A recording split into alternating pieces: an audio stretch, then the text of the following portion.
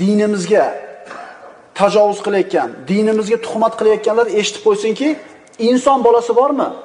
Islom uni izzat ikrom qiladi. Bir yahudiyni janozasini olib ketishayotganida Rasululloh sallallohu alayhi vasallam o'rnidan turdi va mana shu mavqifda ummatga bir ajib go'zal dars berdi. Imom Muslimdan keltiriladi. Ibn Abi Laylodan rivoyat qilinadi. Qays ibn Sa'd va Sahl ibn Hunayf. Bu ikkala sahoba Qodisiyada edi, Forsda, majuslarni o'tga sig'inadiganlarning yurtida. U ikkisi o'tirishganida bir majusiylardan, mushriklardan, majuslardan bo'lgan bitta odamni janozasini ko'tarib o'tib qolishdi oldidan. Bu ikkala sahoba o'rnidan turdi. Shunda ularga qarab, bu yer ahlidan dedi, ya'ni shu yerliklardan, majuslardan dedi. Turasizlarmi dedi, endi hurmat, shuni ham hurmat qilib turasizlarmi o'rninglardan? Bu sahobalar nima deyishdi? Albatta Rasulullohning oldidan bir janozani olib o'tdilar. Aytib berishyapti payg'ambarimizdan ko'rgan narsasini. Payg'ambarimiz oldidan bir janozani olib o'tishganida payg'ambarimiz o'rnidan turdi.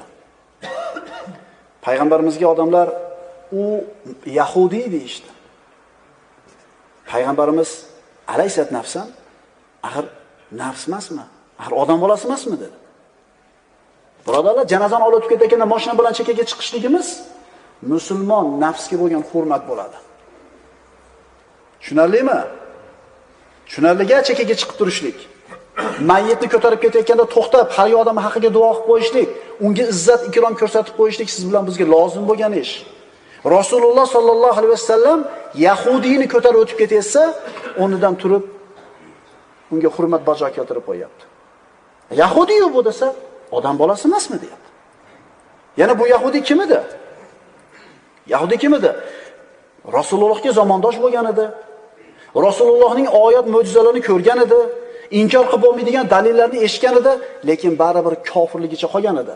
Kofirligicha qolib ham yetmay, birodarlar. Kofirlik yetmagandek, yana payg'ambarimizga va sahobalarga dushmanlik qilgan, aziyat yetkazgan yahudlardan edi.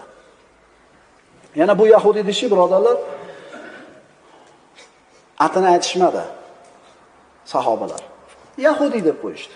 Agar ati aytilanib falonchi Yahudi bo'lganida, ehtimol o'sha Yahudi musulmonlarga munosabati yaxshi edi, xulqi yaxshi bo'lganida, shuning uchun payg'ambarimiz o'rnidan turdi deyilishi mumkin edi.